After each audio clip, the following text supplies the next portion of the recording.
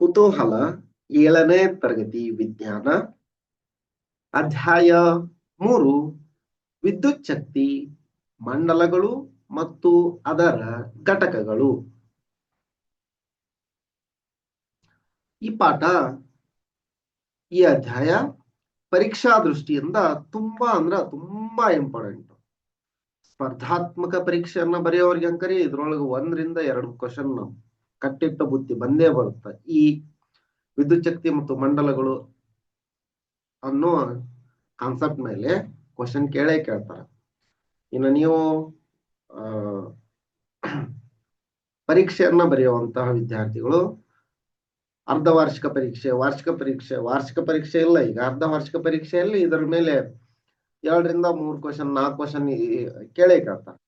ಅಂದ್ರೆ 4-5 marks question ಕೇಳ್ತಾರೆ. ತುಂಬಾ ಈಸಿ ಐತಿ, ಚೆನ್ನಾಗೈತಿ. Let us start.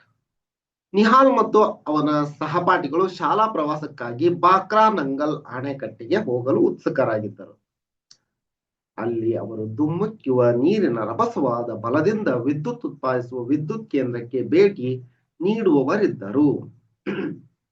ನೋಡ್ರಿ, ಜಲವಿದ್ಯುತ್ ಕೇಂದ್ರಕ್ಕೆ, ವಿದ್ಯುತ್ ಉತ್ಪಾದಿಸುವ ಜಲವಿದ್ಯುತ್ ಕೇಂದ್ರಕ್ಕೆ ಅಲ್ಲದೆ ಪಂಜಾಬ್ನ ನಂಗಲ್ನಿಂದ ಹಿಮಾಚಲ ಪ್ರದೇಶದ ಬಾಕ್ರಾವರೆಗೆ, ಬಾಕ್ರಾ ನಂಗಲ್ ಅಣೆಕಟ್ಟು ಹೆಸರು ಕೇಳಿರ್ತೀರಿ ನೀವು.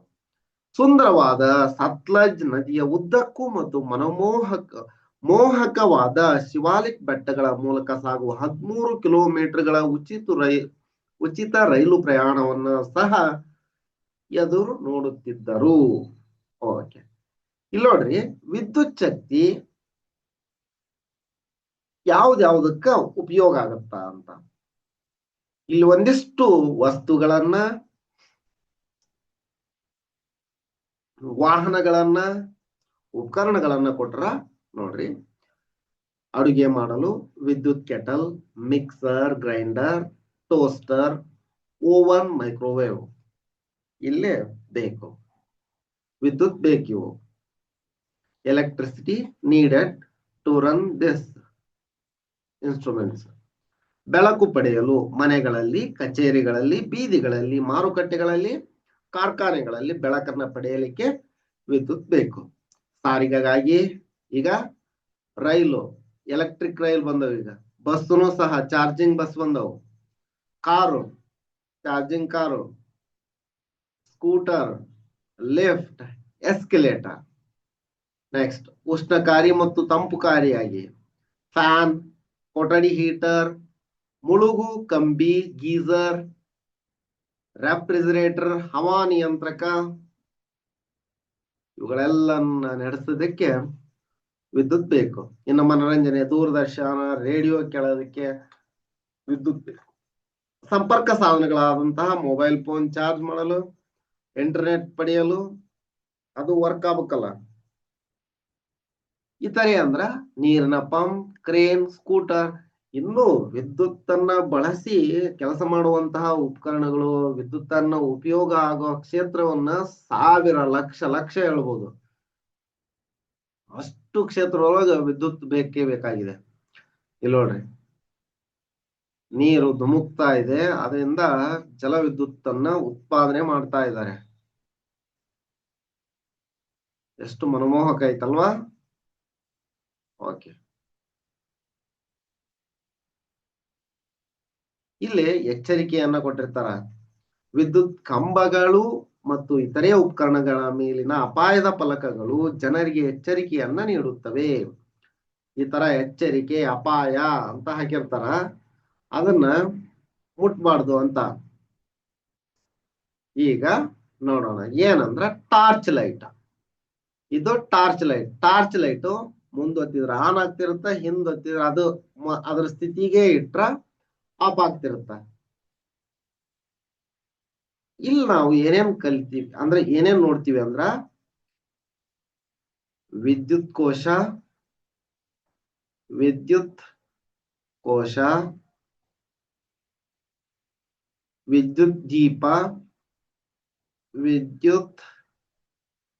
ದೀಪ, ಬ್ಯಾಟರಿ, ಬ್ಯಾಟರಿ ಅಂದ್ರೆ ಏನು ಅಂತ ನೋಡ್ತೀವಿ, ವಿದ್ಯುತ್ ಬಲ್ಬ್ ಅಂತಂದ್ರೆ ಏನಂತ ನೋಡ್ತೀವಿ, ಮತ್ತೆ LED ಬಲ್ಬ್ ಅನ್ನ ಸಹ ಅಧ್ಯಯನ ಮಾಡ್ತೀವಿ. LED ಬಲ್ಬ್ ಮತ್ತ ಎಸಿ ಕರೆಂಟ್, DC ಕರೆಂಟ್, ಇದ್ರ ಬಗ್ಗೆನು ಸ್ವಲ್ಪ ಮಾಹಿತಿಯನ್ನ ತಿಳ್ಕೊತೀವಿ. ಇಲ್ಲಿ ನೋಡ್ರಿ, ತೋರಿಸಿರುವಂತೆ ಒಂದು ಟಾರ್ಚ್ ಲೈಟ್ ತೆಗೆದುಕೊಳ್ಳಿ, ಅದನ್ನ ಗಮನವಿಟ್ಟು ನೋಡಿ. ನೀವು ಅದರಲ್ಲಿ ಒಂದು ಬಲ್ಬ್ ಮತ್ತು ಒಂದು ಸ್ವಿಚ್ ಇರುವುದನ್ನ ಗಮನಿಸಿದ್ದೀರಾ? ಹೌದು, ಇಲ್ಲೊಂದು ಬಲ್ಬ್ ಐತಿ, ಇಲ್ಲೊಂದು ಸ್ವಿಚ್ ಐತಿ ನೋಡ್ರಿ, ಟಾರ್ಚ್ ಲೈಟ್. ಅದರ ಸ್ವಿಚ್ ಅನ್ನ ಮುಂದಕ್ಕೆ ತಳ್ಳಿ ಮತ್ತು ಗಮನಿಸಿ, ಅದ ಬಲ್ಬ್ ಮೊದಲ ಸ್ಥಾನದಲ್ಲಿ ಟಾರ್ಚ್ ಬಲ್ಬ್ ಬೆಳಗುತ್ತದೆ, ಇನ್ನೊಂದು ಸ್ಥಾನದಲ್ಲಿ ಬಲ್ಬ್ ಬೆಳಗುವುದಿಲ್ಲ. ಅಂದ್ರ ಮುಂದ್ ತಳ್ಳಿದ್ರ ಬೆಳಗ್ತೈತಿ, ಅದರ ಎಲ್ಗಿತ್ತೋ ಅದೇ ಸ್ಥಾನಕ್ಕೆ ತಳ್ಳಿದ್ರ ಬಲ್ಬ್ ಬೆಳಗುವುದಿಲ್ಲ. ಇದಕ್ಕೇನು ಕಾರಣ? ಸರಳ ವಿದ್ಯುತ್ ಮಂಡಲ. ಟಾರ್ಚ್ ಹೇಗೆ ಕೆಲಸ ಮಾಡುತ್ತದೆ ಎಂಬುದನ್ನ ಅರ್ಥ ಮಾಡಿಕೊಳ್ಳಲು ಇದನ್ನು ನೋಡಿ. ಇದು ಒಂದು ವಿದ್ಯುತ್ ಕೋಶ. ವಿದ್ಯುತ್ ಕೋಶ, ವಿದ್ಯುತ್ ಕೋಶ. ಇದಕ್ಕ ಧನಾಗ್ರ ಅಥವಾ ಧನ ತುದಿ, ಪಾಸಿಟಿವ್ ಟರ್ಮಿನಲ್, ಋಣಾಗ್ರ, ಋಣ ತುದಿ. ಮೊದ್ಲೆಲ್ಲ ಧನಾಗ್ರ ಋಣಾಗ್ರ ಅಂತ ವರ್ಡ್ಸ್ ಬಳಸ್ತಿದ್ರು. ಈಗ ಸಿಂಪಲ್ ಆಗಿ ಇನ್ನು ಇರ್ಲಿ, ಅವರು ಒಂದಿಷ್ಟು ಇಂಟರ್ನೆಟ್ ಅದು ಇದು ಬಳಸಿ ಸ್ವಲ್ಪ ಇನ್ನು ಸಿಂಪ್ಲೆಸ್ಟ್ ಮಾಡ್ಯಾರ. ಧನ ತುದಿ, ಋಣ ತುದಿ, ಓದುಗರಿಗೆ ಬೇಗ ಅರ್ಥ ಆಗ್ಲಿ ಅನ್ನೋ ಉದ್ದೇಶದಿಂದ ಆ ತರ ಮಾಡ್ಯಾರ. ಧನಾಗ್ರ ಋಣಾಗ್ರ ಇದ್ದಿದ್ದನ್ನ ಧನ ತುದಿ, ಋಣ ತುದಿ ಅಂತ ಮಾಡ್ಯಾರ. ಇಲ್ಲಿ ನೋಡ್ರಿ, ಇದು ಯಾವ ತರ ಐತಿ, ಇಲ್ಲೇ ಒಂದು ಕ್ಯಾಪ್ ತರ ಐತಿ ನೋಡ್ರಿ, ಇದು ಕ್ಯಾಪ್ ತರ ಐತಲ್ಲ, ಇದು ಧನಾಗ್ರ. ಇಲ್ಲೇ ಚಪ್ಪಟೆ ಆಕಾರದೊಳಗ ಐತಲ್ಲ, ಇದು ಋಣಾಗ್ರ. ಚಪ್ಪಟೆ ಎಲಾಂಗೇಟೆಡ್ ಫಾರ್ಮ್ ದೊಳಗ ಐತಿ.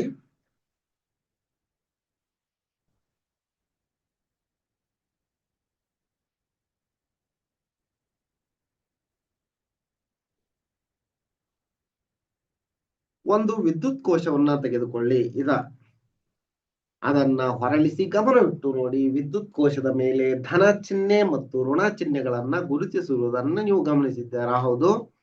ಒಂದು ಬದಿಯಲ್ಲಿ ಮುಂಚಾಚಿಕೊಂಡಿರುವ ಸಣ್ಣ ಲೋಹದ ಟೋಪಿ ಮತ್ತು ಇನ್ನೊಂದು ಬದಿಯಲ್ಲಿ ಚಪ್ಪಟೆಯಾದ, ಇಲ್ಲ ನೋಡ್ರಿ, ಟೋಪಿ ಚಪ್ಪಟೆಯಾದ ಲೋಹದ ತಟ್ಟೆ ಇರುವುದು ಕೂಡ ನೀವು ಗಮನಿಸಿದ್ದೀರಾ? ಹೌದು, ಈಗ ಗಮನಿಸಿದ್ರಿ. ಎಲ್ಲಾ ವಿದ್ಯುತ್ ಕೋಶಗಳು ಎರಡು ತುದಿಗಳನ್ನ ಹೊಂದಿರುತ್ತವೆ. ಇದು ಇಂಪಾರ್ಟೆಂಟ್. ಈ ತರ ಪ್ರಶ್ನೆಗಳನ್ನು ಕೇಳ್ತಾರ. ಅಂದ್ರ ಈ ಅಯಸ್ಕಾಂತದ ಮೇಲೆ ಪ್ರಶ್ನೆಗಳನ್ನು ಕೇಳ್ತಾರ. ದಂಡಕಾಂತವನ್ನು ತೂಗು ಬಿಟ್ಟಾಗ ಯಾವ ದಿಕ್ಕಿನಲ್ಲಿ ನಿಲ್ಲುತ್ತದೆ? ಉತ್ತರ ದಕ್ಷಿಣದಲ್ಲಿ ನಿಲ್ಲುತ್ತದೆ. ಆತರ ಇದು ವಿದ್ಯುತ್ ಕೋಶ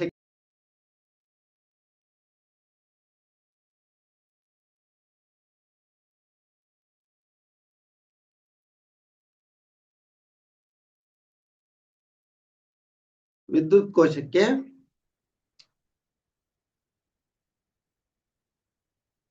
ಕೋಶಕ್ಕೆ ಎಷ್ಟು ತುದಿಗಳಿರುತ್ತವೆ? ಎರಡು ತುದಿಗಳಿರುತ್ತವೆ.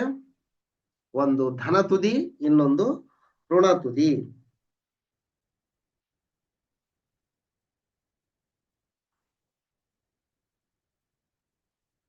ಅದಕ್ಕ ಮೊದ್ಲ ಹೇಳಿದ್ನಲ್ಲ, ಧನಾಗ್ರ ಋಣಾಗ್ರ ಅಂತಾನೆ ಹೇಳ್ತಾರ. ಲೋಹದ ಟೋಪಿ ವಿದ್ಯುತ್ ಕೋಶದ ಧನ ತುದಿ ಆಗಿದೆ, ಲೋಹದ ಚಪ್ಪಟೆ ಭಾಗವು ಋಣ ತುದಿ ಆಗಿದೆ. ಧನ ತುದಿ, ಋಣ ತುದಿ. ವಿದ್ಯುತ್ ಕೋಶವು ಸುಲಭವಾಗಿ ಕೊಂಡೊಯ್ಯಬಲ್ಲ ವಿದ್ಯುತ್ ಶಕ್ತಿಯ ಆಕಾರವಾಗಿದೆ. ನೋಡ್ರಿ, ವಿದ್ಯುತ್ ಕೋಶವು, ಇದು ಇಂಪಾರ್ಟೆಂಟ್. ವಿದ್ಯುತ್ ಕೋಶವು ಸುಲಭವಾಗಿ ಕೊಂಡೊಯ್ಯಬಲ್ಲ ವಿದ್ಯುತ್ ಶಕ್ತಿಯ ಆಕಾರವಾಗಿದೆ. ನಾವು ಇದನ್ನು ಒಂದು ಪ್ರದೇಶದಿಂದ ಇನ್ನೊಂದು ಪ್ರದೇಶಕ್ಕೆ ಸಹ ಕೊಂಡೊಯ್ಯಬಹುದು. ವಿದ್ಯುತ್ ಕೋಶ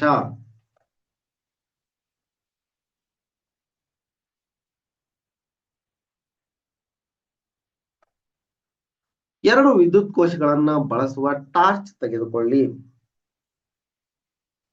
ಅದರ ವಿದ್ಯುತ್ ಕೋಶವಿರುವ ಭಾಗವನ್ನು ಮುಚ್ಚಿ ಮತ್ತು ವಿದ್ಯುತ್ ಕೋಶಗಳನ್ನ ಹೊರತೆಗೆಯಿರಿ.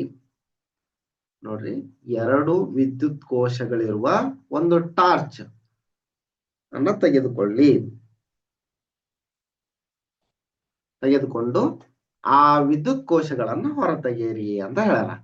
ವಿದ್ಯುತ್ ಕೋಶಗಳನ್ನ ಬೇರೆ ಬೇರೆ ಕ್ರಮದಲ್ಲಿ ಜೋಡಿಸಿ, ಅಳವಡಿಸಿ ಒಂದು ಕೋಶವನ್ನ ಮುಂದಾಗಿಸಿ ಜೋಡಿಸಲು ಪ್ರಯತ್ನಿಸಿ. ಸ್ವಿಚ್ ಅನ್ನ ಮುಂದಕ್ಕೆ ಜಾರಿಸಿ ಮತ್ತು ಪ್ರತಿ ಸಂದರ್ಭದಲ್ಲಿ ದೀಪವು ಬೆಳಗುತ್ತದೆ ಎಂದು ಪರಿಶೀಲಿಸಿ. ಇಲ್ಲೇ ಬೆಳಗಲ್ಲ, ಅದು ಯಾವ ಕ್ರಮದಲ್ಲಿತ್ತು ಹಿಂದು ಮುಂದೆ ಹಾಕ್ಬಾರ್ದು, ಯಾವ ಕ್ರಮದಲ್ಲಿತ್ತೋ ಅದೇ ಕ್ರಮದಲ್ಲಿ ಹಾಕಿದ್ರೆ ಮಾತ್ರ ಟಾರ್ಚ್ ಬೆಳಗುತ್ತ.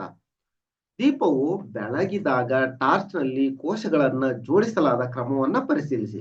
ಅದು ಬೆಳಗಬೇಕಾದ್ರೆ ಯಾವ ತರ ಇತ್ತೋ ಅದನ್ನ ಪರಿಶೀಲಿಸಿ ಅಂತ ಹೇಳ್ಯಾರ. ಇಲ್ಲೇ ಇದ್ ನೋಡ್ರಿ, ಧನ ಋಣ, ಅದಕ್ಕ ಧನವನ್ನ ಜೋಡಿಸಿರ್ಬೇಕು, ಋಣ ಧನ ಈ ರೀತಿ ಜೋಡಿಸಿದ್ರೆ ಮಾತ್ರ ಬೆಳಗುತ್ತದ.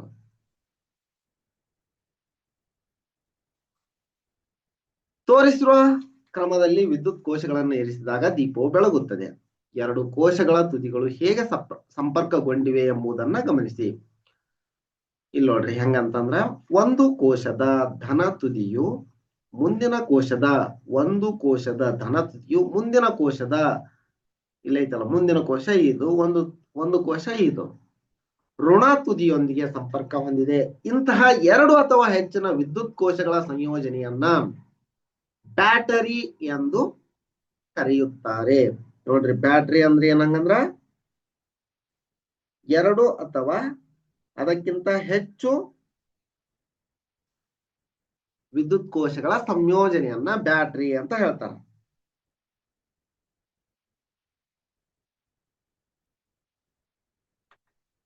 ಅನೇಕ ಸಾಧನಗಳಿಗೆ ನಮಗೆ ಒಂದಕ್ಕಿಂತ ಹೆಚ್ಚು ವಿದ್ಯುತ್ ಕೋಶಗಳು ಬೇಕಾಗಬಹುದು. ಆದ್ದರಿಂದ ತೋರಿಸಿರುವಂತೆ ನಾವು 2 ಅಥವಾ ಹೆಚ್ಚು ವಿದ್ಯುತ್ ಕೋಶಗಳನ್ನ ಒಟ್ಟಿಗೆ ಸಂಪರ್ಕಿಸುತ್ತೇವೆ.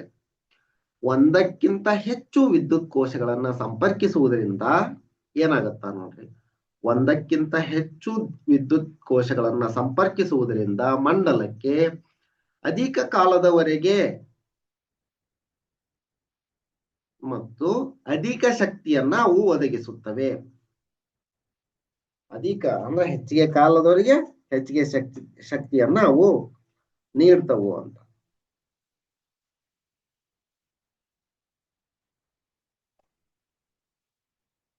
ರೋಚಕ ಸಂಗತಿಗಳು ಏನಂದ್ರ, ಬ್ಯಾಟರಿ ಎಂಬ ಪದವನ್ನ ಒಂದೇ ವಿದ್ಯುತ್ ಕೋಶಕ್ಕೆ ಸಹ ಬಳಸುವರು. ನಮ್ಮ ಮೊಬೈಲ್ ಫೋನ್ಗಳಿಗೆ ಶಕ್ತಿ ಒದಗಿಸುವ ಒಂದೇ ವಿದ್ಯುತ್ ಕೋಶಕ್ಕೂ ಸಹ ನಾವು ಬ್ಯಾಟರಿ ಎಂಬ ಪದವನ್ನ ಬಳಸುತ್ತೇವೆ. ಇದು ರೋಚಕ ಸಂಗತಿ. ಅಂದ್ರೆ ಬ್ಯಾಟರಿ ಅಂದ್ರ 2 ಅಥವಾ 2ಕ್ಕಿಂತ ಹೆಚ್ಚು ವಿದ್ಯುತ್ ಕೋಶಗಳನ್ನ ಹೊಂದಿರುವ ಸಂಯೋಜನೆಯನ್ನ ಬ್ಯಾಟರಿ ಅಂತ ಹೇಳ್ತಾರ. ಆದ್ರ ಒಂದೊಂದು ಸಂದರ್ಭದಲ್ಲಿ ಒಂದೊಂದಕ್ಕೂ ಬ್ಯಾಟರಿ ಅಂತ ಹೇಳ್ತಾರ ಅಂತ. ಇನ್ನ ವಿದ್ಯುತ್ ದೀಪ ಹೇಳ್ತಲ್ಲ, ವಿದ್ಯುತ್ ದೀಪ, ಅದಕ್ಕ ತಾಪದೀಪ್ತ ವಿದ್ಯುತ್ ದೀಪ. ಈ ವಿದ್ಯುತ್ ದೀಪವನ್ನ ಚೆನ್ನಾಗಿ ಗಮನಿಸಿಬಿಡ್ರಿ. ಗಮನಿಸಿದ್ರ ಅರ್ಧ ಗೊತ್ತಾಗ್ಬಿಡುತ್ತೆ ನಿಮ್ಗ. ಇಲ್ಲಿ ನೋಡ್ರಿ, ಗಾಜಿನ ಬಲ್ಬ್, ಇದು ಗಾಜಿನ ಬಲ್ಬ್. ತಂತು ಇಲ್ಲೈತಲ್ಲ, ಇದು ತಂತು. ದಪ್ಪಗಿನ ವಾಹಕ ತಂತಿ, ಲೋಹದ ಕವಚ, ಇದು ಲೋಹದ ಕವಚ. ಮತ್ತೊಂದು ತುದಿ ಲೋಹದ ಕವಚ, ಅದಕ್ಕೆ ಮತ್ತೊಂದು ತುದಿ ಅಂತಾರ. ಇಲ್ಲಿ ಕೆಳಗೆ ನೋಡ್ರಿ, ಲೋಹದ ತುದಿ ಒಂದು ತುದಿ, ಇದು ಮತ್ತೊಂದು ತುದಿ. ಇಲ್ಲೇ ಕಪ್ಪು ಬಣ್ಣದಿರುತ್ತಲ್ಲ, ಅದು ನಿರೋಧಕ. ಇಲ್ಲಿ ನೋಡ್ರಿ, ನಿರೋಧಕ ಆಧಾರ. ದಪ್ಪಗಿನ ವಾಹಕ ತಂತಿ, ಇಲ್ಲಿನ ದಪ್ಪಗಿನ ವಾಹಕ ತಂತಿ ಇರುತ್ತೆ.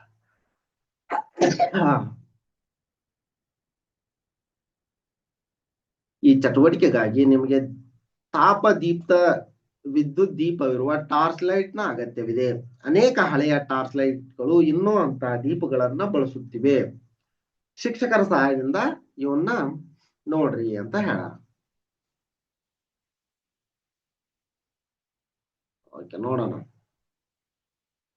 ಈಗ ಟಾರ್ಚ್ ನ ಸ್ವಿಚ್ ಅನ್ನ ಏನಂದ್ರೆ ಟಾರ್ಚ್ ತೆಗೆದುಕೊಂಡು ಅದರ ದೀಪವನ್ನ ಪರೀಕ್ಷಿಸಿ. ನೀವು ಏನನ್ನು ನೋಡಿದ್ರಿ? ಗಾಜಿನ ಬಲ್ಬ್ ನ ಮಧ್ಯದಲ್ಲಿ ಅಳವಡಿಸಲಾಗಿರುವ ತೆಳುವಾದ ತಂತಿಯನ್ನ ನೀವು ಗಮನಿಸಿದ್ದೀರಾ? ಈಗ ಟಾರ್ಚ್ ನ ಸ್ವಿಚ್ ಅನ್ನ ಆನ್ ಮಾಡಿ ದೀಪದ ಯಾವ ಭಾಗ ಬೆಳಗುತ್ತದೆ? ದೀಪದ ಯಾವ ಭಾಗ ಬೆಳಗುತ್ತದ ಅಂತಂದ್ರ ಫಿಲಾಮೆಂಟ್, ದೀಪದ ತಂತು ಬೆಳಗುತ್ತದೆ. ಅದಕ್ಕೆ ಏನಂತಾರ ನೋಡ್ರಿ, ದೀಪದ ಗಾಜಿನ ಒಳಗಿನ ತೆಳುವಾದ ತಂತಿಯು ಬೆಳಗುತ್ತದೆ.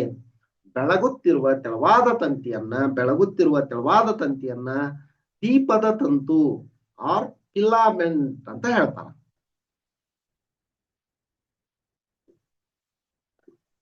ಆ ಚಿತ್ರದಲ್ಲಿ ತೋರಿಸಿರುವಂತೆ ಎರಡು ದಪ್ಪ ತಂತಿಗಳಿಗೆ ತಂತನ್ನ ಜೋಡಿಸಲಾಗಿದೆ. ಒಂದು ದಪ್ಪ ತಂತಿಯನ್ನ ದೀಪದ, ಇದು ಇಂಪಾರ್ಟೆಂಟ್ ನೋಡ್ರಿ, ಎರಡು ದಪ್ಪ ತಂತಿಗಳಿಗೆ ತಂತುವನ್ನ, ಫಿಲಾಮೆಂಟ್ ಅನ್ನ ಜೋಡಿಸಲಾಗಿದೆ. ಒಂದು ದಪ್ಪ ತಂತಿಯನ್ನ ದೀಪದ ಬುಡದಲ್ಲಿರುವ ಲೋಹದ ಕವಚಕ್ಕೆ ಸಂಪರ್ಕಿಸಿದೆ. ನೋಡ್ರಿ, ಈ ಲೋಹದ ಕವಚಕ್ಕೆ, ಇಲ್ಲೈತಲ್ಲ, ಲೋಹದ ಕವಚಕ್ಕೆ ಸಂಪರ್ಕಿಸಲಾಗಿದೆ. ಹೌದಾ? ಲೋಹದ ತುದಿ ಅಂತ ಐತಿ ನೋಡ್ರಿ, ಲೋಹದ ಕವಚಕ್ಕೆ ಸಂಪರ್ಕಿಸಲಾಗಿದೆ. ಇನ್ನೊಂದು ತಂತಿಯನ್ನ ದೀಪದ ಬುಡದ ಮಧ್ಯದಲ್ಲಿರುವ ಲೋಹದ ತುದಿಗೆ ಸಂಪರ್ಕಿಸಿದೆ. ಅಂದ್ರ ಇದರರ್ಥ, ಒಂದು ಈ ಭಾಗಕ್ಕೆ ಸಂಪರ್ಕ ಮಾಡಿದ್ರ, ಒಂದು ಈ ಭಾಗಕ್ಕೆ ಸಂಪರ್ಕ ಮಾಡ್ಯಾರ.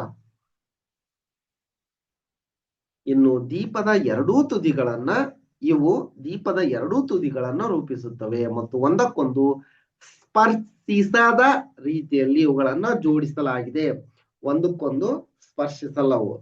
ಸ್ಪರ್ಶಿಸಿದ್ರ ವಿದ್ಯುತ್ ದೀಪ ಹಾಳಾಗುತ್ತ. ಇಂತಹ ತಾಪದೀಪ್ತ ವಿದ್ಯುತ್ ದೀಪಗಳಲ್ಲಿ ತಂತು ಬಿಸಿಯಾಗುತ್ತದೆ ಮತ್ತು ಬೆಳಕನ್ನ ಉತ್ಪಾದಿಸುತ್ತದೆ.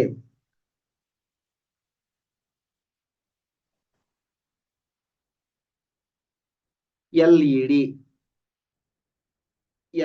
ವಿದ್ಯುತ್ ದೀಪ, ಇದು ಎಲ್ಇಡಿ, ಇಲ್ಲ ನೋಡ್ರಿ, ಇದು ಎಲ್ಇಡಿ, ಲೈಟ್ ಎಮಿಟಿಂಗ್ ಡಯೋಡ್ ಅಂತ ಹೇಳ್ತಾರ ಅದಕ್ಕ.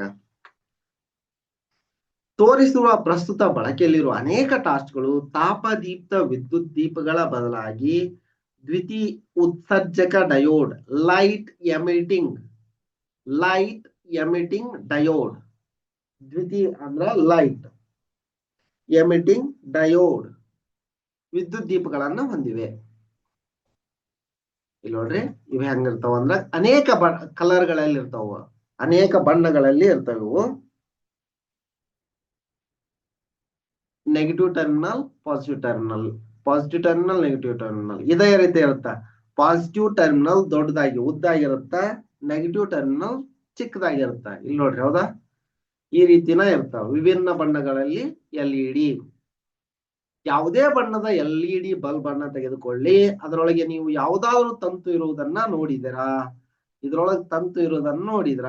ಎಲ್ಇಡಿಗೆ ಜೋಡಿಸಲಾದ ಎರಡು ತಂತಿಗಳ ಉದ್ದವನ್ನ ಗಮನಿಸಿ. ಅವುಗಳಲ್ಲಿ ಒಂದು ಇನ್ನೊಂದಕ್ಕಿಂತ ಉದ್ದವಾಗಿದೆ. ಹೌದು, ತಾಪದೀಪ್ತ ದೀಪಗಳಂತೆ ಎಲ್ಇಡಿಗಳು ತಂತುಗಳನ್ನ ಹೊಂದಿರಲ್ಲ. ಅವುಗಳಲ್ಲೂ ಎರಡು ತುದಿಗಳಿವೆ, ಆದರೆ ಒಂದು ಧನ ತುದಿ ಉದ್ದದ ತಂತಿಗೆ ಜೋಡಿಸಲಾಗಿದೆ. ಇಲ್ಲ ನೋಡ್ರಿ, ಇದು ಧನ ತುದಿ ಮತ್ತು ಇನ್ನೊಂದು ಋಣ ತುದಿ. ಒಂದು ಅಥವಾ ಹೆಚ್ಚಿನ, ಕೆಲವೊಮ್ಮೆ ವಿಭಿನ್ನ ಆಕಾರಗಳನ್ನು ಹೊಂದಿರುವ ಎಲ್ಇಡಿ ಟಾರ್ಚ್ನ ದೀಪದಲ್ಲಿ ಬಳಸಬಹುದು. ವಿದ್ಯುತ್ ಕೋಶ, ಈಗ ನೋಡ್ರಿ ಏನೇನ್ ನೋಡಿದ್ವಿ ನಾವು? ವಿದ್ಯುತ್ ಕೋಶ, ಬ್ಯಾಟರಿ, ವಿದ್ಯುತ್ ದೀಪಗಳ ಬಗ್ಗೆ ಕಲಿತ ನಂತರ ವಿದ್ಯುತ್ ದೀಪಗಳು ಎರಡು ತರ ನೋಡಿದ್ವಿ. ಒಂದು ಫಿಲಾಮೆಂಟ್ ಇರೋದು, ಇನ್ನೊಂದು ಎಲ್ಇಡಿ ಅನ್ನು ನೋಡಿದ್ವಿ. ವಿದ್ಯುತ್ ಕೋಶ ಅಥವಾ ಬ್ಯಾಟರಿಯನ್ನು ಬಳಸಿಕೊಂಡು ಟಾರ್ಚ್ ದೀಪವನ್ನ ಬೆಳಗಿಸಲು ನಾವೀಗ ಸಿದ್ಧರಾಗಿದ್ದೇವೆ. ಓಕೆ, ಯಾವ ತರ ಅಂತ ನೋಡ್ಬಿಡೋಣ. ವಿದ್ಯುತ್ ಕೋಶ ಅಥವಾ ಬ್ಯಾಟರಿ ಬಳಸಿ ವಿದ್ಯುತ್ ದೀಪಗಳನ್ನ ಬೆಳಗಿಸುವುದು. ಅಲ್ಲೇನು? ವಿದ್ಯುತ್ ಕೋಶ ಟಾರ್ಚ್ ನಲ್ಲಿ ಬಳಸುವ ತಾಪದೀಪ್ತ ವಿದ್ಯುತ್ ದೀಪ, ಒಂದು ವಿದ್ಯುತ್ ಕೋಶ ಧಾರಕ, ಒಂದು ಬಲ್ಬ್ ಧಾರಕ ಮತ್ತು 4 ಉದ್ದದ ವಿದ್ಯುತ್ ತಂತಿಯನ್ನ ತೆಗೆದುಕೊಳ್ಳಿ. ಈ ಎಲ್ಲಾ ಅಪರೇಟರ್ಸ್ ಅನ್ನು ತೆಗೆದುಕೊಂಡು ಈ ರೀತಿ ಜೋಡಿಸ್ಬೇಕು. ವಿದ್ಯುತ್ ಕೋಶವನ್ನ ಇಡಲು ಹಿಂಗ ಜೋಡಿಸ್ಕೊಂಡು 2 ತಂತುಗಳನ್ನು ಸಂಪರ್ಕಿಸಿರುವ ವಿದ್ಯುತ್ ಕೋಶ ಧಾರಕ, ಧಾರಕ ಒಳಗಿನ ವಿದ್ಯುತ್ ಕೋಶ, ವಿದ್ಯುತ್ ಟೇಪ್ ಬಳಸಿ ವಿದ್ಯುತ್ ಕೋಶಕ್ಕೆ ತಂತಿಗಳನ್ನ ಸಂಪರ್ಕಿಸಲಾಗಿದೆ. ಹೌದು, ಇಲ್ಲಿ ನೋಡ್ರಿ, ಈ ರೀತಿ ಸಂಪರ್ಕ ಮಾಡ್ರಿ ಅಂತ ಹೇಳ್ಯಾರ. ಈಗ ಬಲ್ಬ್ಗೆ ಸಂಪರ್ಕ ಮಾಡೋದಿದು ಹಿಂಗ ಈ ರೀತಿ ಸಂಪರ್ಕ ಮಾಡೋ ಉಪಕರಣ ಇಲ್ಲ ಅಂತಂದ್ರೆ ಜಸ್ಟ್ ಬಲ್ಬ್ಗೆ ಈ ರೀತಿ ವೈರ್ ಅನ್ನ ಸುತ್ತಿ, ಟೇಪ್ ಅನ್ನ ಸುತ್ತಿ ಸಂಪರ್ಕ ಮಾಡ್ರಿ. ತಂತಿಗಳೊಂದಿಗೆ ಸಂಯೋಜಿಸಲಾದ ವಿದ್ಯುತ್ ದೀಪದ ಧಾರಕ, ದೀಪದ ಧಾರಕ ಒಳಗಿನ ತಾಪದೀಪ್ತ ದೀಪ, ವಿದ್ಯುತ್ ಟೇಪ್ ಬಳಸಿ ತಂತಿಗಳನ್ನು ಜೋಡಿಸಲಾದ ತಾಪದೀಪ್ತ ವಿದ್ಯುತ್ ದೀಪ.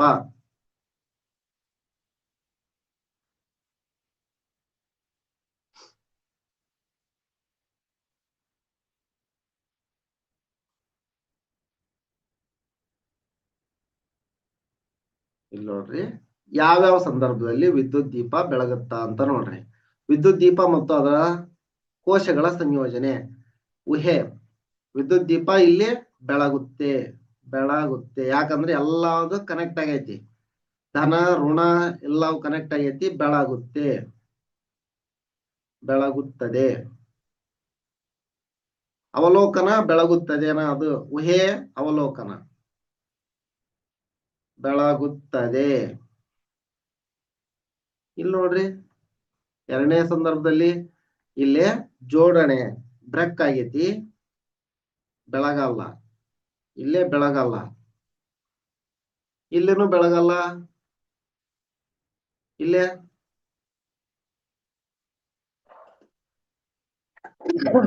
ಬಲ್ಬ್ ಅನ್ನ ಒಂದೇ ತುದಿಗೆ ಮಾತ್ರ, ಪಾಸಿಟಿವ್ ಟರ್ಮಿನಲ್ ಮಾತ್ರ ಜೋಡಣೆ ಆಗೈತಿ. ಇಲ್ಲಿನೂ ಬೆಳಗಕ್ ಸಾಧ್ಯ ಇಲ್ಲ, ಬೆಳಗೋದಿಲ್ಲ. ಇಲ್ಲೇ ನೆಗೆಟಿವ್ ಟರ್ಮಿನಲ್ ಮಾತ್ರ ಜೋಡಣೆ ಆಗೈತಿ, ಬೆಳಗಲ್ಲ.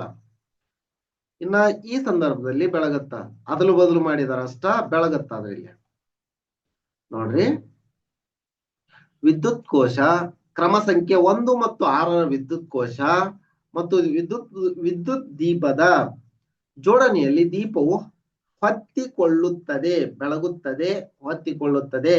ಮತ್ತು ಉಳಿದ ದೀಪಗಳಲ್ಲಿ ದೀಪವು ಹೊತ್ತಿಕೊಳ್ಳುವುದಿಲ್ಲ.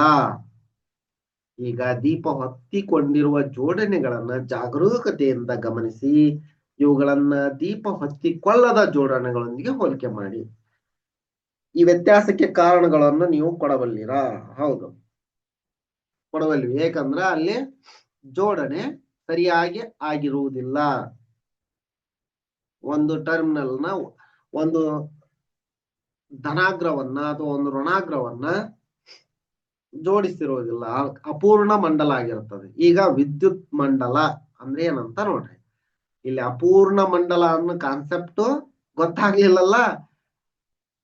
ಅಪೂರ್ಣ ಆಗಿತ್ತಲ್ಲೇ, ಇಲ್ಲಿ ಏನೋ ಒಂದು ಅಪೂರ್ಣತೆ ಇತ್ತಲ್ಲ, ಅದನ್ನ ಇಲ್ಲಿ ಹೇಳ್ತಾ ಇದಾರೆ ಅವರು. ವಿದ್ಯುತ್ ಮಂಡಲ, ಇದು ವಿದ್ಯುತ್ ಮಂಡಲ. ವಿದ್ಯುತ್ ಬಲ್ಬು, ವಾಯರ್, ವಿದ್ಯುತ್ ಕೋಶ.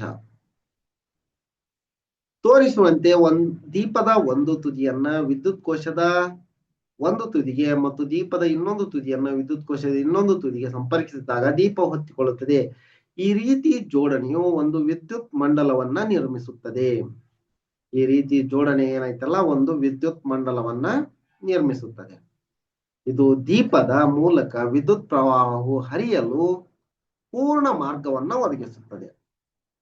ಮಂಡಲದ ಮೂಲಕ ವಿದ್ಯುತ್ ಪ್ರವಾಹವು ಹಾದು ಹೋದಾಗ ಮಾತ್ರ, ನೋಡ್ರಿ, ಮಂಡಲದ ಮೂಲಕ ವಿದ್ಯುತ್ ಪ್ರವಾಹ ಹಾದು ಹೋದಾಗ ಮಾತ್ರ ದೀಪ ಹತ್ತಿಕೊಳ್ಳುತ್ತದೆ.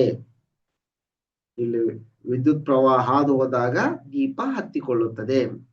ವಿದ್ಯುತ್ ಮಂಡಲದಲ್ಲಿ ವಿದ್ಯುತ್ ಪ್ರವಾಹದ ದಿಕ್ಕನ್ನ, ವಿದ್ಯುತ್ ಪ್ರವಾಹ ಯಾವ ಕಡೆಯಿಂದ ಯಾವ ಕಡೆ ಹೋಗುತ್ತಾ ಅಂತಂದು ಇದು ಕನ್ವೆನ್ಷನಲ್ ವೇ, ಹಿಂಗ ಹೋಗುತ್ತಾ ಅಂತಲ್ಲ, ಋಣಾಗ್ರದಿಂದನೂ ಧನಾಗ್ರದ ಕಡೆ ಹೋಗ್ಬಹುದು. ಆದ್ರ ಬೈ ಕನ್ವೆನ್ಷನ್ ಇದನ್ನ ಏನ್ ಮಾಡ್ಯಾರ ಅಂದ್ರ ಧನಾಗ್ರದಿಂದ ಋಣಾಗ್ರದ ಕಡೆಗೆ ಅಂತ ಹೇಳ್ಯಾರ.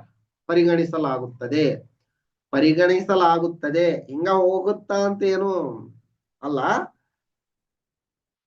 ಇದು ಒಂದು ಪರಿಗಣನೆ ಅಷ್ಟು. ದೀಪದ ತುದಿಗಳನ್ನ ವಾಹಕ ತಂತಿಗಳ ಮೂಲಕ ವಿದ್ಯುತ್ ಕೋಶದ ತುದಿಗಳೊಂದಿಗೆ ಸಂಪರ್ಕಿಸಿದಾಗ ವಿದ್ಯುತ್ ಪ್ರವಾಹವು ದೀಪದ ತಂತುವಿನ ಮೂಲಕ ಹಾದು ಹೋಗುತ್ತದೆ ಮತ್ತು ಅದನ್ನ ಬೆಳಗುವಂತೆ ಮಾಡುತ್ತದೆ. ನೋಡ್ರಿ, ದೀಪದ ತುದಿಗಳನ್ನ ವಾಹಕ ತಂತಿಗಳ ಮೂಲಕ ವಿದ್ಯುತ್ ಕೋಶದ ತುದಿಗಳೊಂದಿಗೆ ಸಂಪರ್ಕಿಸಿದಾಗ ವಿದ್ಯುತ್ ಪ್ರವಾಹವು ದೀಪದ ತಂತುವಿನ ಮೂಲಕ ಹಾದು ಹೋಗುತ್ತದೆ ಮತ್ತು ಅದನ್ನ ಬೆಳಗುವಂತೆ ಮಾಡುತ್ತದೆ. ಹೌದಾ?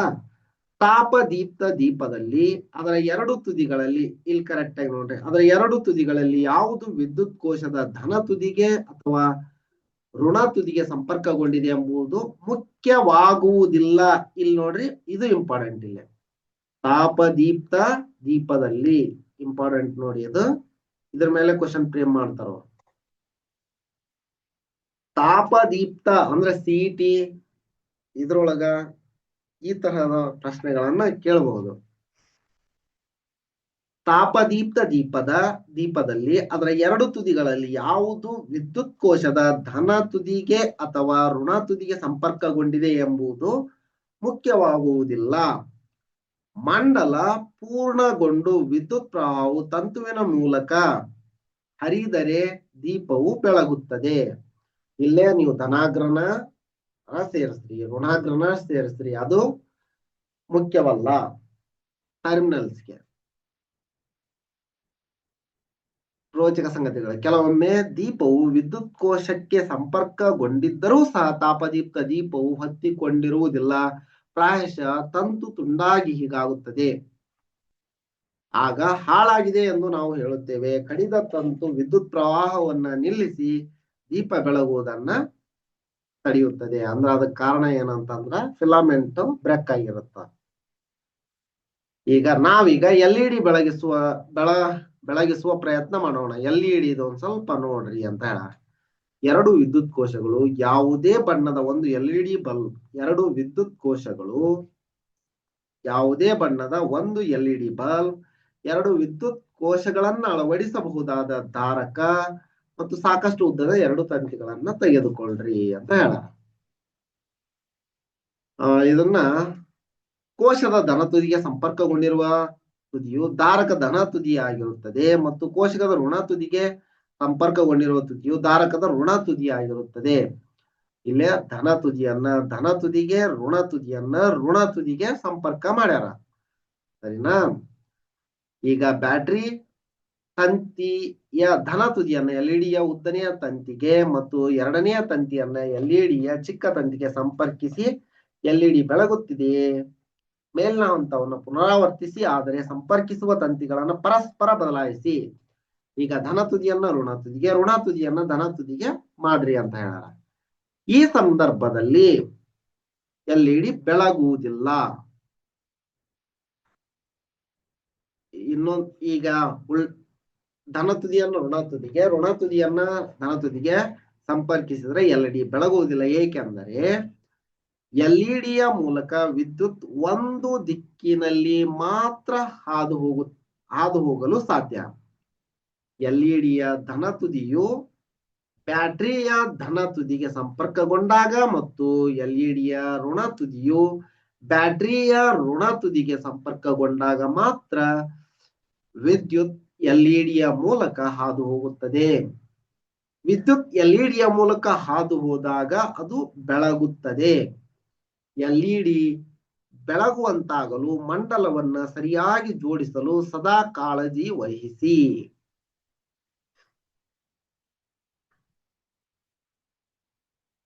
ನೋಡ್ರಿ, ಗೊತ್ತಾತಾ?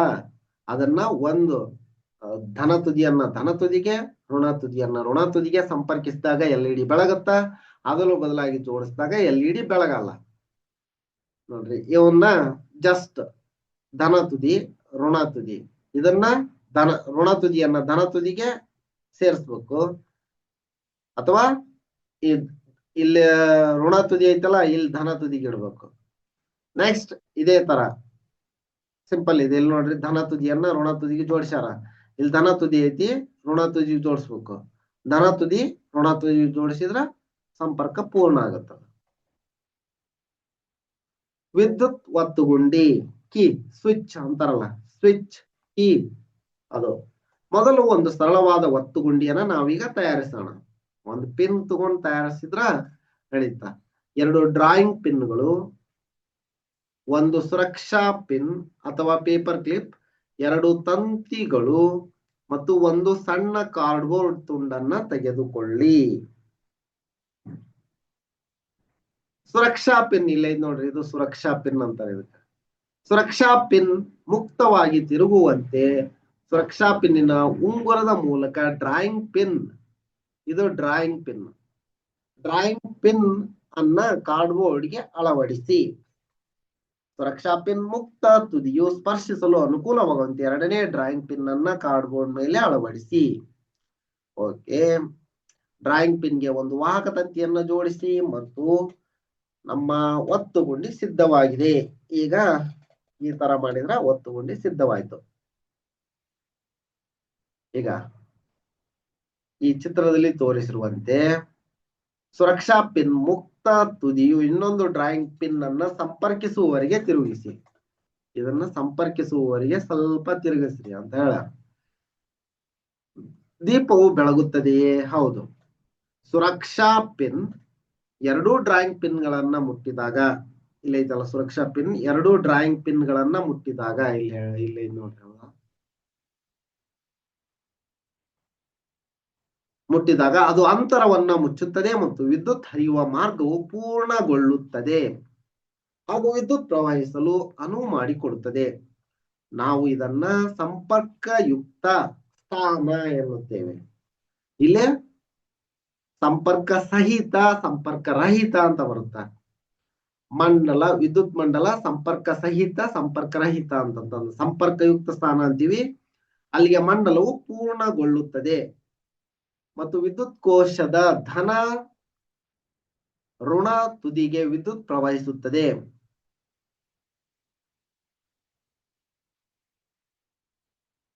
ಇದು ದೀಪವನ್ನು ಬೆಳಗುವಂತೆ ಮಾಡುತ್ತದೆ. ಸುರಕ್ಷಾ ಪಿನ್ 2ನೇ ಡ್ರಾಯಿಂಗ್ ಪಿನ್ ಅನ್ನ ಮುಟ್ಟದಿದ್ದಾಗ, ಇಲ್ಲಿ ನೋಡ್ರಿ, ಮುಟ್ಟದಿದ್ದಾಗ ಮಂಡಲದಲ್ಲಿ ಅಂತರವು ವಿದ್ಯುತ್ ಪ್ರವಾಹದ ಹರಿವನ್ನ ತಡೆಯುತ್ತದೆ. ವಿದ್ಯುತ್ ಪ್ರವಾಹದ ಹರಿವನ್ನ ತಡೆಯುತ್ತದೆ ಮತ್ತು ದೀಪವು ಬೆಳಗುವುದಿಲ್ಲ.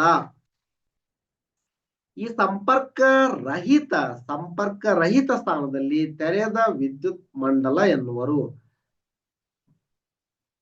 ಸಂಪರ್ಕ ಸಹಿತ ವಿದ್ಯುತ್ ಮಂಡಲ, ಸಂಪರ್ಕ ರಹಿತ ವಿದ್ಯುತ್ ಮಂಡಲ. ತೆರೆದ ವಿದ್ಯುತ್ ಮಂಡಲ, ಅಲ್ಲೇ ಮುಚ್ಚಿದ ವಿದ್ಯುತ್ ಮಂಡಲ, ಇಲ್ಲಿ ತೆರೆದ ವಿದ್ಯುತ್ ಮಂಡಲ. ಇದು ಮುಚ್ಚಿದ, ಇದು ತೆರೆದ ವಿದ್ಯುತ್ ಮಂಡಲ. ಮಂಡಲದಲ್ಲಿ ಇಲ್ಲಿ ನೋಡ್ರಿ, ಮಂಡಲದಲ್ಲಿ ಎಲ್ಲಿ ಬೇಕಾದರೂ ಒತ್ತುಗುಂಡಿಯನ್ನ ಇರಿಸಬಹುದು ಎಂಬುದನ್ನ ಗಮನಿಸಿ. ಒತ್ತುಗುಂಡಿ ಅಂತಂದ್ರೆ ಏನು ಅಂತ ಡೆಫಿನೇಷನ್ ನೋಡ್ರಿ. ಒತ್ತುಗುಂಡಿ ಸ್ವಿಚ್ ಎಂಬುದು ಮಂಡಲವನ್ನ ಪೂರ್ಣಗೊಳಿಸುವ ಅಥವಾ ಕಡಿತಗೊಳಿಸುವ ಸರಳ ಸಾಧನವಾಗಿದೆ. ಅದನ್ನ ಪೂರ್ಣಗೊಳಿಸುವುದು ಅಥವಾ ಆನ್ ಮಾಡೋದು ಅಥವಾ ಆಫ್ ಮಾಡಲು ಇರುವಂತಹ ಒಂದು ಸರಳ ಸಾಧನ.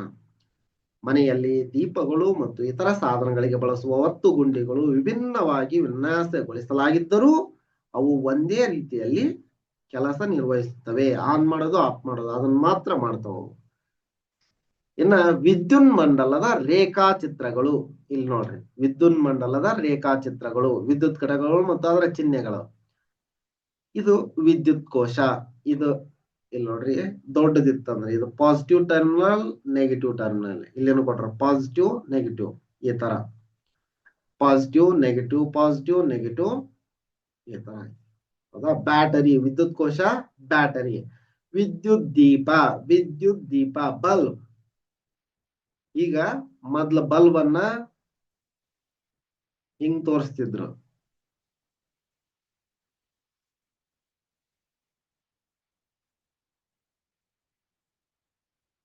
ಈ ತರ ತೋರಿಸಿ ಹಿಂಗ ಹಾಕ್ತಿದ್ರು.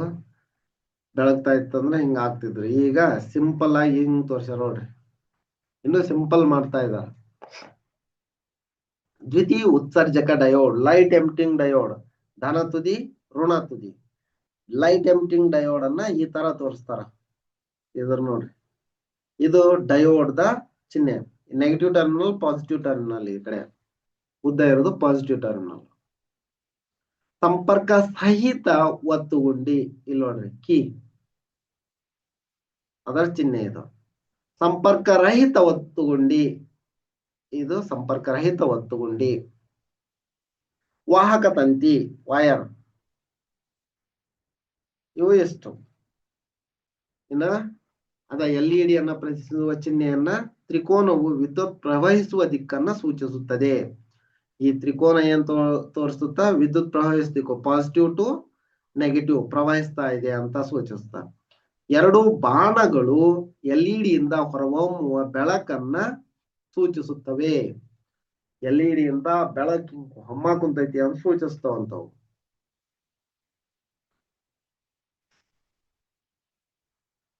ವಿದ್ಯುತ್ನ ಘಟಕಗಳನ್ನ ಪ್ರತಿನಿಧಿಸಲು ಚಿಹ್ನೆಗಳನ್ನ ಬಳಸಿಕೊಂಡು ವಿದ್ಯುತ್ ಮಂಡಲವನ್ನ ಸರಳವಾಗಿ ಚಿತ್ರಿಸಬಹುದು ಮತ್ತು ಸುಲಭವಾಗಿ ಅರ್ಥ ಮಾಡಿಕೊಳ್ಳಬಹುದು. ಚಿಹ್ನೆಗಳನ್ನ ಉಪಯೋಗಿಸಿಕೊಂಡು ವಿದ್ಯುತ್ ಮಂಡಲವನ್ನ ಪ್ರತಿನಿಧಿಸುವುದನ್ನ ವಿದ್ಯುತ್ ಮಂಡಲದ ರೇಖಾಚಿತ್ರ ಎನ್ನುವರು. ವಿದ್ಯುತ್ ಮಂಡಲದ ರೇಖಾಚಿತ್ರ ಅಂತಂದ್ರೆ ಈ ಚಿಹ್ನೆಗಳನ್ನೆಲ್ಲ ಬಳಸಿಕೊಂಡು ವಿದ್ಯುತ್ ಮಂಡಲವನ್ನ ರೆಡಿ ಮಾಡೋದು. ಇಲ್ಲಿ ನೋಡ್ರಿ, ಇಲ್ಲೇ ಸಂಪರ್ಕ ರಹಿತ ಸ್ಥಿತಿಯೊಳಗ ಐತಿದ.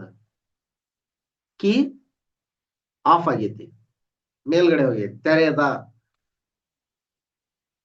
ಇಲ್ಲೇ ಕೀಯನ್ನ ಬಳಸ್ಯಾರ, ಇಲ್ಲೇ ಕೀಯನ್ನ ಬಳಸಿಲ್ಲ. ಅದ್ರ ವಿದ್ಯುತ್ LED ವಿದ್ಯುತ್ ದೀಪವಿರುವ ವಿದ್ಯುತ್ ಮಂಡಲದ ರೇಖಾಚಿತ್ರ. Positive terminal, negative terminal, positive terminal, negative terminal, LED bulb. ತಾಪದೀಪ್ತಿ ದೀಪವಿರುವುದು, ಇದು ಬಲ್ಬು.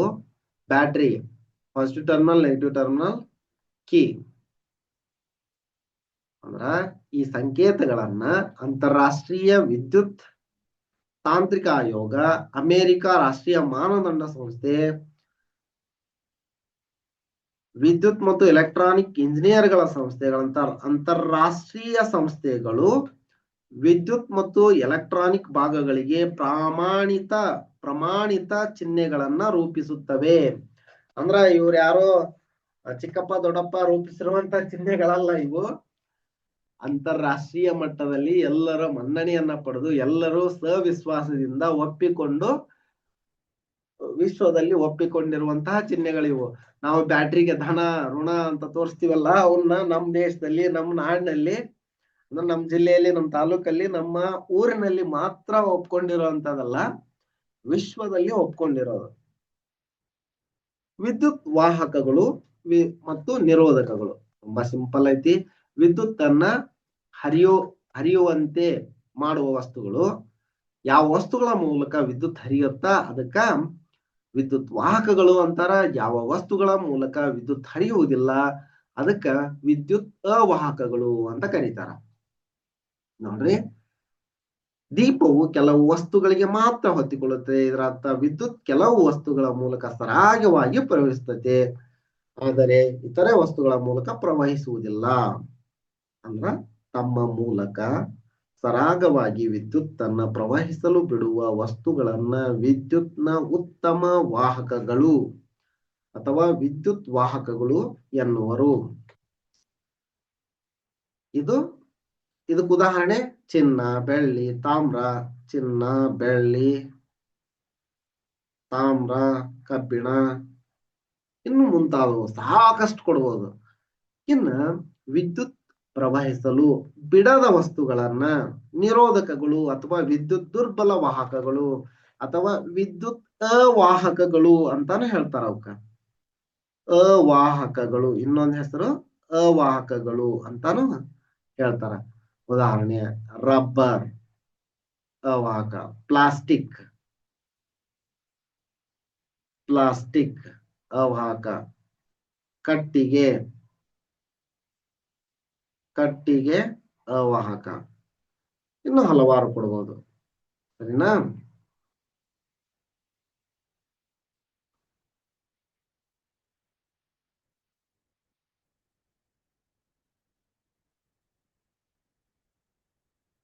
ಇದೆಷ್ಟು ನೋಡಿದ್ವಿ. ಈಗ ಒಂದಿಷ್ಟು ಕ್ವಶನ್ ಆನ್ಸರ್ ಅನ್ನ ನೋಡೋಣ.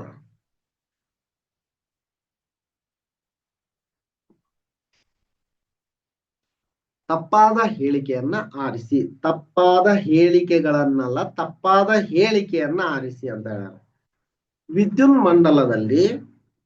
ವಿದ್ಯುನ್ಮಂಡಲದಲ್ಲಿ ಒತ್ತುಗುಂಡಿಯು ವಿದ್ಯುತ್ ಪ್ರವಾಹದ ಆಕಾರವಾಗಿದೆ. ವಿದ್ಯುತ್ ಪ್ರವಾಹದ ಆಕಾರ ಅದು ಅಲ್ಲ, ಇರ್ಲಿ ಅದನ್ನೊಂದು ಹಂಗ ಬಿಡೋಣ. ಮತ್ ಮುಂದಿನ ಕ್ವಶನ್, ವಿದ್ಯುತ್ ಗುಂಡಿಯು ಒತ್ತುಗುಂಡಿಯು ಅಂದ್ರೆ ಕೀ, ಈ ತರ ಕೀ ನೋಡಿದ್ವಲ್ಲ, ಈ ತರ ಕೀ ಇತ್ತಲ್ಲ, ಇದು ಕೀ ಸ್ವಿಚ್ ಅಂತಾನೆ ಹೇಳ್ತಾರ. ಒತ್ತುಗುಂಡಿಯು ವಿದ್ಯುನ್ಮಂಡಲವನ್ನು ಪೂರ್ಣಗೊಳಿಸಲು ಅಥವಾ ಕಡಿತಗೊಳಿಸಲು ಸಹಾಯ ಮಾಡುತ್ತದೆ. ಇದು ಟ್ರೂ ಐತಿ. ನಮ್ಮ ಅವಶ್ಯಕತೆಗೆ ಅನುಗುಣವಾಗಿ ವಿದ್ಯುತ್ ಬಳಸಲು ಒತ್ತುಗುಂಡಿಯು ನಮಗೆ ಸಹಾಯ ಮಾಡುತ್ತದೆ. ಸರಿ ಐತಿ, ಸಹಾಯ ಮಾಡ್ತೈತಿ. ಅದು ಬೇಕಂದ ಕರೆಂಟ್ ಆಫ್ ಮಾಡೋದು, ಆನ್ ಮಾಡೋದು, ಆಫ್ ಮಾಡೋದು ಮಾಡ್ಕೋಬಹುದು. ಫ್ಯಾನ್ ಅನ್ನು ಆಫ್ ಮಾಡೋದು, ಆನ್ ಮಾಡೋದು. ಒತ್ತುಗುಂಡಿಯು ಸಂಪರ್ಕ ರಹಿತ ಸ್ಥಾನದಲ್ಲಿದ್ದಾಗ ಅದರ ತುದಿಗಳ ನಡುವೆ ಗಾಳಿ ತುಂಬಿಕೊಂಡಿರುತ್ತದೆ. ತುದಿ ಇಲ್ಲಿ ಗಾಳಿ ಐತೆ ಅಂದ್ರೆ ಏನೋ, ಇಲ್ಲ ಅಂದ್ರೆ ಏನೋ, ಇದ್ರೂ ಇರ್ಬೋದು, ಸಂಪರ್ಕದೊಳಗೆ ಇಲ್ಲಲ್ಲ. ಟ್ರೂ, ಇದನ್ನ ಹೇಳಕ್ಕಾಗಲ್ಲ ನಾವು. ಅದರ ಆಕಾರ ವೈರ್ ಆಗಿರುತ್ತ. ಇದು ಫಾಲ್ಸ್, ಇದು ತಪ್ಪು. ತಪ್ಪಾದ ಹೇಳಿಕೆಯನ್ನ ಗುರುತಿಸಿ ಒಂದೇ ತಪ್ಪು. ನೆಕ್ಸ್ಟ್ ಎರಡನೇ ಕ್ವಶನ್ ನೋಡ್ರಿ. ಚಿತ್ರ 3.16 ಅನ್ನ ಗಮನಿಸಿ. ಯಾವ ವಸ್ತುವಿನ ಮೂಲಕ ಎ ಮತ್ತು ಬಿ ತುದಿಗಳನ್ನ ಸಂಪರ್ಕಿಸಿದರೆ ದೀಪವು ಬೆಳಗುವುದಿಲ್ಲ. ಅವಾಹಕದ ಮೂಲಕ ಸಂಪರ್ಕ ಮಾಡಿದರೆ ಬೆಳಗುವುದಿಲ್ಲ. ಉದಾಹರಣೆ, ರಬ್ಬರ್. ಅವಾಹಕದ ಮೂಲಕ ಸಂಪರ್ಕಿಸಿದಾಗ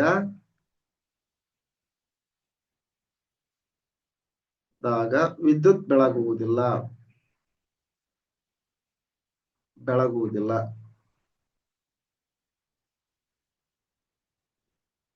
ಉದಾಹರಣೆ, ರಬ್ಬರ್, ಕಟ್ಟಿಗೆ, ರಬ್ಬರ್.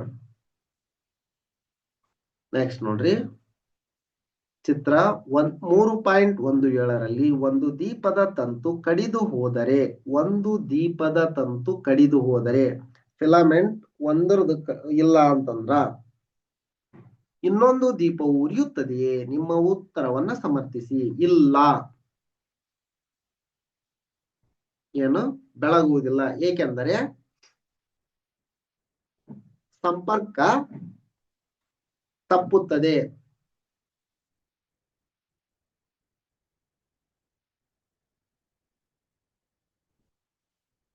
ವಿದ್ಯುತ್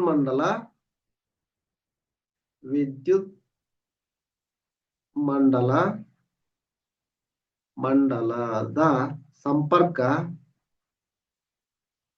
ಸಂಪರ್ಕ ರಹಿತ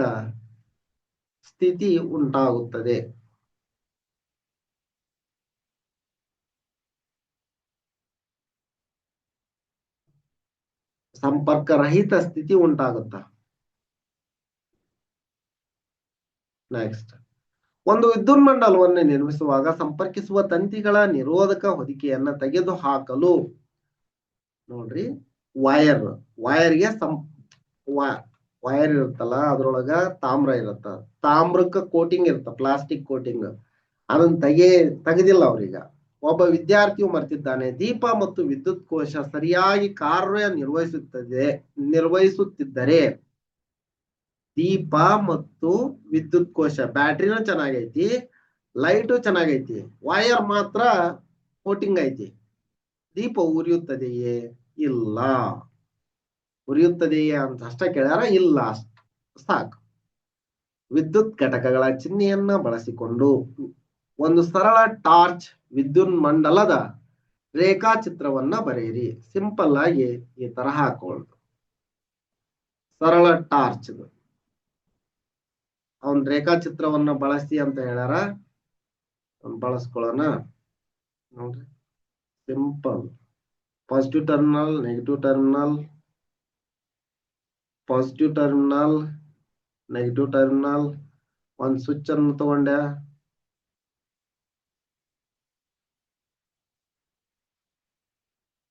ಸಿಂಪಲ್ ಟಾರ್ಚ್ ರೆಡಿ ಆಯ್ತು.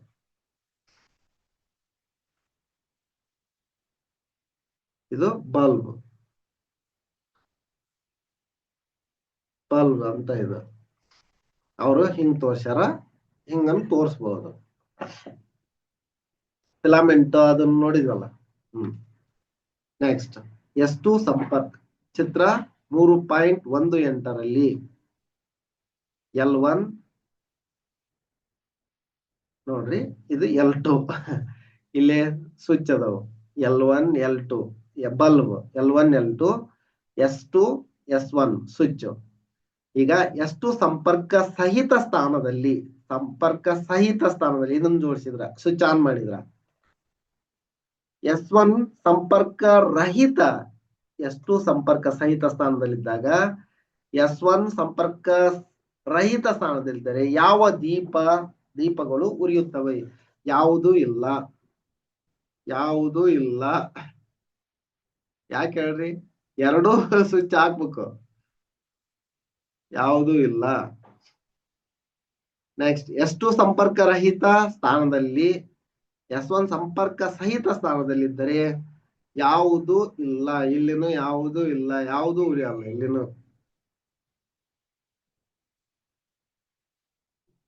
ನೆಕ್ಸ್ಟ್ S1 ಮತ್ತು S2 ಎರಡೂ ಸಂಪರ್ಕ ಸಹಿತ ಸ್ಥಾನದಲ್ಲಿದ್ದರೆ ಯಾವ ದೀಪಗಳು ಉರಿಯುತ್ತವೆ? L1 ಮತ್ತು L2 ಉರಿಯುತ್ತವೆ. ಎರಡೂ ಒಂದ ಸರಿ ಉರಿಯುತ್ತವೆ. S1 ಮತ್ತು S2 ಎರಡೂ ಸಂಪರ್ಕ ರಹಿತ ಸ್ಥಾನದಲ್ಲಿ ಯಾವ ದೀಪಗಳು ಉರಿಯುತ್ತವೆ? ಯಾವುದೂ ಇಲ್ಲ.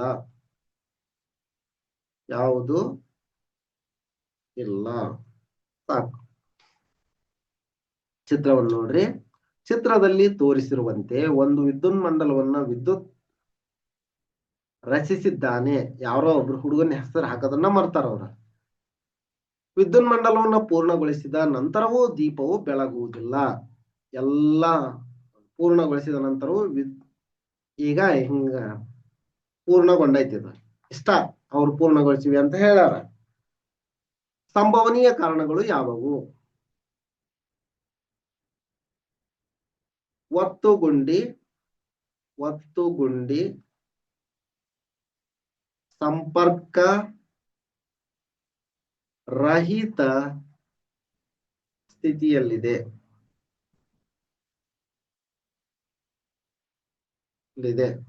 ಒಂದು, ಈ ದೋಷಪೂರ್ಣ ಕಾರ್ಯಾಚರಣೆಗೆ ಸಾಧ್ಯವಾದಷ್ಟು ಕಾರಣಗಳನ್ನು ಪಟ್ಟಿ ಮಾಡಿ ದೀಪವು ಏಕೆ ಉರಿಯಲಿಲ್ಲ ಎಂಬುದನ್ನು ಕಂಡುಹಿಡಿಯಲು ನೀವು ಏನು ಮಾಡುವಿರಿ?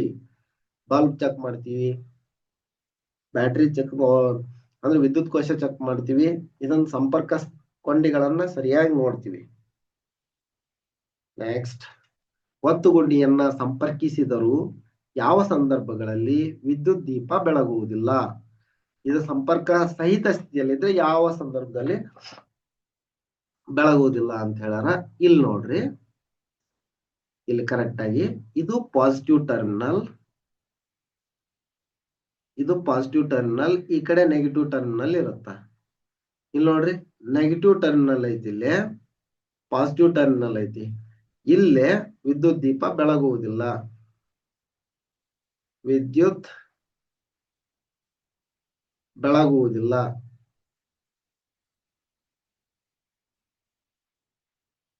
ಬೇರೆ ಬಲ್ಬ್ಗೆ ಇದಾಗಲ್ಲ. LED ಇದ್ದಾಗ ಮಾತ್ರ ಒಂದ ಕಡೆ ಅಂತ ವಿದ್ಯುತ್ ಹರಿಯುತ್ತ. ಆದ್ದರಿಂದ ಪಾಸಿಟಿವ್ ಟರ್ಮಿನಲ್ ನೆಗೆಟಿವ್ ಟರ್ಮಿನಲ್ ನ ಜೋಡಿಸಿರ್ಬೇಕು. ಇದು ಕರೆಕ್ಟ್ ಐತಿ. ಎ ಬಿ ಡಿ ಸರಿ ಅದವು, ಸಿ ಮಾತ್ರ ಬೆಳಗುವುದಿಲ್ಲ. ನೆಕ್ಸ್ಟ್, ಬ್ಯಾಟರಿಯಲ್ಲಿ ಪ್ಲಸ್ ಮತ್ತು ಮೈನಸ್ ಚಿಹ್ನೆಗಳನ್ನು ಓದಲು ಸಾಧ್ಯವಾಗುತ್ತಿಲ್ಲ ಎಂದು ಭಾವಿಸೋಣ. ಈ ಬ್ಯಾಟರಿಯು ಎರಡು ತುದಿಗಳನ್ನು ಗುರುತಿಸಲು ಒಂದು ವಿಧಾನವನ್ನ ಸೂಚಿಸಿ. ಎಲ್ಇಡಿ ಬಲ್ಬ್ ಬಳಸುವುದು. ಯಾಕಂದ್ರೆ ಒಂದ ಕಡೆ ಹರಿಯುತ್ತಲ್ಲಿ ವಿದ್ಯುತ್. ಪಾಸಿಟಿವ್ ಟರ್ಮಿನಲ್ಗೆ ಜೋಡಿಸಿದ್ರ ನೆಗೆಟಿವ್ ಟರ್ಮಿನಲ್ಗೆ ಜೋಡಿಸಿದ್ರ ಗೊತ್ತಾಗ್ಬಿಡುತ್ತ. ಬಲ್ಬ್ ಬಳಸುವುದು. ಎಲ್ಇಡಿ ಬಲ್ಬ್ನಾಗ ಅಂಕರೆ ನಮ್ಗೆ ಗೊತ್ತಾಗಿಬಿಡುತ್ತ ಯಾವ್ದು ಧನ ಯಾವ್ದು ಋಣ ಅಂತಂದು. ಉದ್ದಗೆ ಹೆಚ್ಚಿಗೆ ಉದ್ದ ಇರೋದು ಧನಾಗ್ರ, ಕಡಿಮೆ ಉದ್ದ ಇರೋದು ಋಣಾಗ್ರ ಅಂತ. ನೆಕ್ಸ್ಟ್, ನಿಮಗೆ A B C D E ಮತ್ತು ಎಫ್ ಎಂದು ಗುರುತಿಸಲಾದ 6 ವಿದ್ಯುತ್ ಕೋಶಗಳನ್ನ ನೀಡಲಾಗಿದೆ. ಇವುಗಳಲ್ಲಿ ಕೆಲವು ಕಾರ್ಯನಿರ್ವಹಿಸುತ್ತವೆ ಮತ್ತು ಕೆಲವು ಕಾರ್ಯನಿರ್ವಹಿಸುತ್ತಿಲ್ಲ. ಅವುಗಳಲ್ಲಿ ಯಾವುದು ಕಾರ್ಯನಿರ್ವಹಿಸುತ್ತವೆ ಎಂಬುದನ್ನು ಗುರುತಿಸಲು ಒಂದು ಚಟುವಟಿಕೆಯನ್ನ ವಿನ್ಯಾಸಗೊಳಿಸಿ. ಎಲ್ಇಡಿ ಬಲ್ಬ್ ಬಳಸುವುದು. ಮೊದಲಿಗೆ ಸಿಂಪಲ್ ಆಗಿ ಎಲ್ಇಡಿ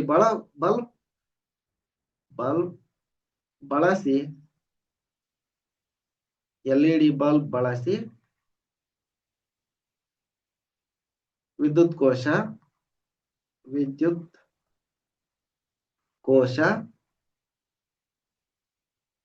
ಕೋಶದ ಸ್ಥಿತಿ ತಿಳಿದುಕೊಳ್ಳುವುದು.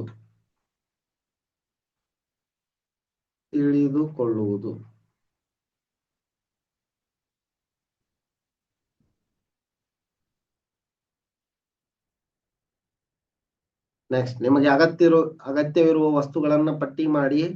ಇದ ಕ್ವಶನ್ಗೆ ಅವರು ಕೇಳಿರುವಂತದ್ದು. ನೀವು ಅನುಸರಿಸುವ ಕಾರ್ಯವಿಧಾನವನ್ನ ಬರೆಯಿರಿ. ಈ ವಸ್ತುಗಳನ್ನ ಬಳಸಿಕೊಂಡು ಕೆಲಸ ಮಾಡುತ್ತಿರುವ ವಿದ್ಯುತ್ ಕೋಶಗಳನ್ನ ಗುರುತಿಸಲು ಚಟುವಟಿಕೆಯನ್ನ ಕೈಗೊಳ್ಳಿ. ಓಕೆ, ಇಷ್ಟು ಕ್ವಶನ್ ಐತಿ, ಮಾಡಿದ್ದಿ ಅಷ್ಟ್ ಮಾಡ್ರಿ. ನೆಕ್ಸ್ಟ್, ಒಂದು ಎಲ್ಇಡಿ ಬೆಳಗಲು 2 ವಿದ್ಯುತ್ ಕೋಶಗಳ ಸರಣಿಯಲ್ಲಿ ಜೋಡಿಸಬೇಕಾಗುತ್ತದೆ. 3.21 ರಲ್ಲಿ ತೋರಿಸಿರುವಂತೆ ತಾನ್ಯ ವಿದ್ಯುತ್ ಮಂಡಲವನ್ನ ರಚಿಸಿದಳು. ನೋಡ್ರಿ, ನೆಗೆಟಿವ್ ಟರ್ಮಿನಲ್ ಪಾಸಿಟಿವ್ ಟರ್ಮಿನಲ್ ಜೋಡಿಸಾಳವಳು. ವಿದ್ಯುತ್ ದೀಪ ಬೆಳಗುತ್ತದೆಯೇ? ಇಲ್ಲದಿದ್ದರೆ ಸರಿಯಾದ ಸಂಪರ್ಕಗಳಿಗಾಗಿ ತಂತಿಗಳನ್ನ ಎಳೆಯಿರಿ. ನೋಡ್ರಿ, ಇಲ್ಲೇ ಧನ ಸೇರಿಸಾರಲ್ಲ, ತಂತಿ ಎಳಿಬೇಕು. ಈಗ ಏನಂದ್ರ ಇಲ್ಲಿಂದ ಇಲ್ಲಿಗೆ ಬರ್ಬೇಕಿದು. ಧನದಿಂದ ಈ ಧನಾಗ್ರ ಈ ಋಣಾಗ್ರದ ಕೆಳಗೆ ಜೋಡಣೆ ಆಗ್ಬೇಕು. ಈ ತಂತಿ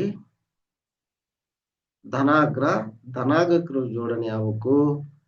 ನೆಕ್ಸ್ಟ್, ಇಲ್ಲಿಂದ ಇಲ್ಲ ಅಂದ್ರ ಇಲ್ಲಿ ಧನಾಗ್ರಕ್ಕೆ ಜೋಡಣೆ ಆತ, ಧನಾಗ್ರ ಜೋಡಣೆ ಆತ. ಈ ತಂತಿ ಇಲ್ಲಿಗೆ ಜೋಡಣೆ ಆದ್ರೆ ಸಾಕು. ಇದನ್ನೇನ್ ತೆಗೆದು ಬಿಡ್ರಿ, ಇದು ಬೇಡ. ಧನಾಗ್ರಕ್ಕೆ ಜೋಡಣೆ ಆತು, ಋಣಾಗ್ರವನ್ನ ಅದಕ್ಕೆ ಜೋಡಿಸ್ರಿ. ಮಂಡಲ ಪೂರ್ಣ ಆಗತ್ತ, ಹತ್ತಿಕೊಳ್ಳುತ್ತ.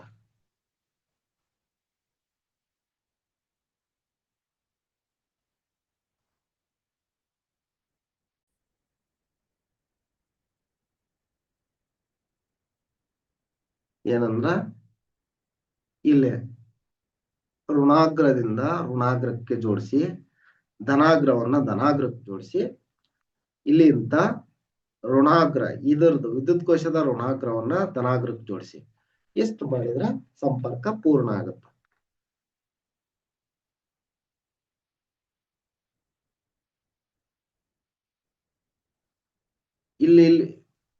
ಇಲ್ಲಿ ಜೋಡಣೆ ಆಗೈತಿ. ಇದನ್ನ ಈ ಕಡೆ ಜೋಡಣೆ ಮಾಡ್ಕೊಂಡ್ರೆ ನಡೆಯುತ್ತ. ಅಂದ್ರ ಒಂದ್ರಿಂದ ಚೆಕ್ ಮಾಡ. ಒಂದಕ್ಕಂತಂದ್ರ ಈ ತರ ಎರಡನ್ನು ಸೇರಿಸಿ ಅಂತಂದ್ರ ಇಲ್ಲೇ ಇದರ ಋಣಾಗ್ರವನ್ನ ಧನಾಗ್ರಕ್ಕೆ ಜೋಡಣೆ ಮಾಡಿವಲ್ಲ, ಇದರ ಋಣಾಗ್ರವನ್ನ ಈ ಕಡೆ ಋಣಾಗ್ರಕ್ಕ ಜೋಡಣೆ ಆಗ್ಬೇಕು. ಎಲ್ಇಡಿ ಅಂದ್ರ ಬೆಳಗತ್ತ. ಇದೆಷ್ಟು ಈ ವಿಡಿಯೋದಲ್ಲಿ ಈ ವಿಡಿಯೋ ನಿಮ್ಗೆ ಇಷ್ಟ ಆಯ್ತು ಅನ್ಕೊಂತೀನಿ. ಏನಾದ್ರೂ ಸಮಸ್ಯೆಗಳಿದ್ರ ಕಮೆಂಟ್ ಮಾಡಿ. ಮುಂದಿನ ವಿಡಿಯೋದಲ್ಲಿ ಇನ್ನೊಂದು ಅಧ್ಯಾಯವನ್ನು ನೋಡೋಣ. ಯಾವುದು? ಲೋಹಗಳು ಮತ್ತು ಅಲೋಹಗಳ ಜಗತ್ತನ್ನು ನೋಡೋಣ. ಈ ಚಾನಲ್ ಅನ್ನ ನೀವು ಇನ್ನೂ ಸಬ್ಸ್ಕ್ರೈಬ್ ಮಾಡಿಲ್ಲ ಅಂದ್ರೆ ಸಬ್ಸ್ಕ್ರೈಬ್ ಮಾಡ್ಕೊಳ್ಳಿ. ಇದೇ ರೀತಿ ನಾವು ಅಪ್ಲೋಡ್ ಮಾಡೋ ಎಲ್ಲ ವಿಡಿಯೋಗಳ ನೋಟಿಫಿಕೇಶನ್ ಪಡೆಯಲು ಬೆಲ್ ಐಕನ್ ಅನ್ನು ಒತ್ತಿ.